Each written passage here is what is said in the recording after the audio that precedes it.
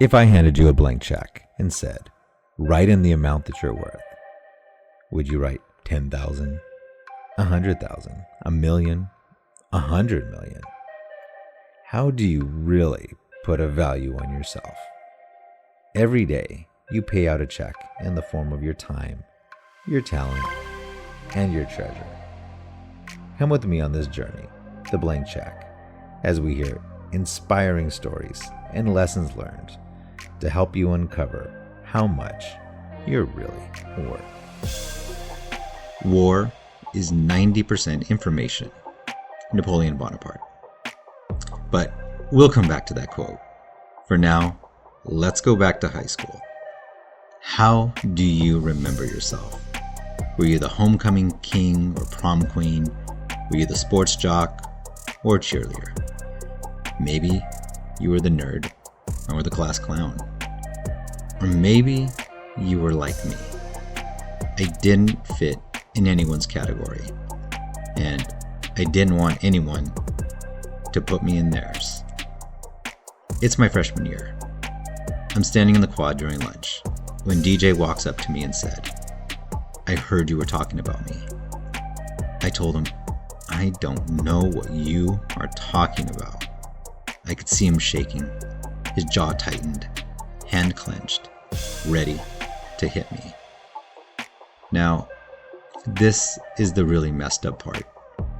DJ and I never had any issues, but they're surrounding us were the class bullies, creating the situation, saying things like, he's lying and he was talking about your mom. All these years later, I can still hear them taunting. But I just kept shaking my head thinking how stupid they sounded. I despise people like that. You know the class bully type. The ones that are just jerks for no reason. Back in high school, I never connected with those guys. And to this day, I still don't. But they kept instigating. Unfortunately, DJ believed their version of the story more than my version of the story. And then he lost it. He threw his fist and hit me. Now, before he threw the first punch, I had no reason to fight him. But now, things changed. The situation escalated, and I am justified to fight back. Everyone was around yelling, fight, fight, fight. I felt like I was thrown in with the lions in the ancient Colosseum in Italy, just to fight for the crowd's cruel entertainment. And here we are, giving them the show they wanted. Then suddenly, I feel myself getting pushed and pulled back. One of the seniors rushes in. It was this guy named Socorro. As he pulled me back, he said the principal was around the corner and to stop it before we got suspended. He pushed us both back, and then he walked away. Thankfully, I never got in trouble for the fight, but I was left with a couple thoughts. Why didn't DJ believe me? And why are people such jerks? Fast forward to today. I'm in the real world, and I thought I wouldn't have to deal anymore with bullies, lies, backstabbers, fake information, and people rushing and pushing for no real reason. But I'm watching social media and the news. The media is portraying a picture of a person or people that I'm supposed to hate. But I have no idea what the real story is. And then at home, in the workplace, even in church, it can seem to feel like everyone is more concerned about winning some fight. And it feels like very few people are concerned to find out what really happened. And this brings me back to that high school moment. There is so much noise. It's hard to know for sure what is the truth or if someone's just playing games. But I can guarantee you, wherever you're getting your news or information from, there's a high chance you are not getting all the story or the real story. And it can feel very overwhelming to know just who to trust. whether it's the repair quote from the mechanic, your kid's report card from the teacher, the statistics about the economy, or even the genuine sincerity of your church pastor. I know many times I become overwhelmed and I find myself becoming guarded as I see almost everyone trying to sell me on an idea to take my peace or take my money. You see, you will always have someone pushing your buttons, and there will always be bullies instigating the situation for their own benefit. So, who's right? Who's wrong? Well, this is the blank check. So, I've got the answer written in for you. No one is right, and no one is wrong. It all depends on what side of the fence you're sitting. So let's go back to the story again. Maybe you are feeling like DJ, feeling that you're being attacked and you need to fight back.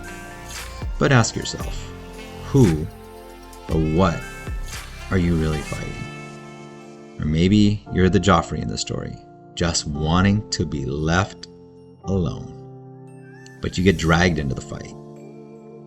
But ask yourself, do I need to get involved in their issues? Or maybe you're the Socorro, and you feel the need to take a stand when you see someone about to get hurt.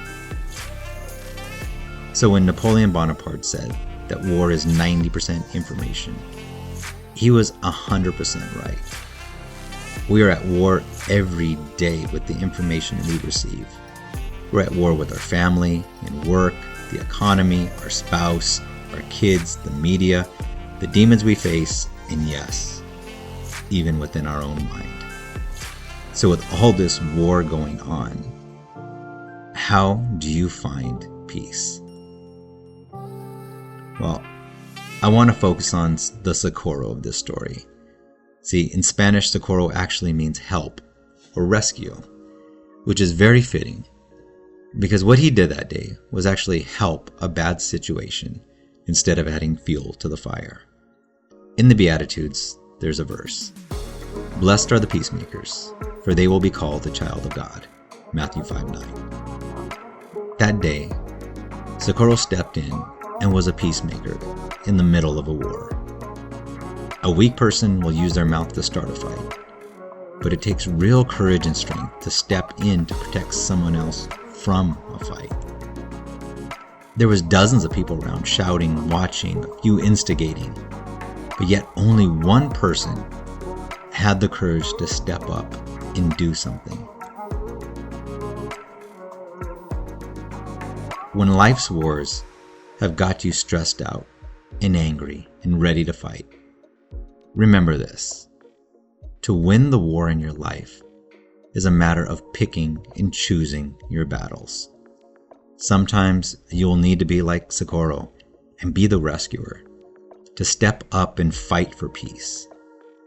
But the majority of these battles in your life, if you want to keep your peace, you will need to do what I didn't do in that situation. Just simply step back and walk away.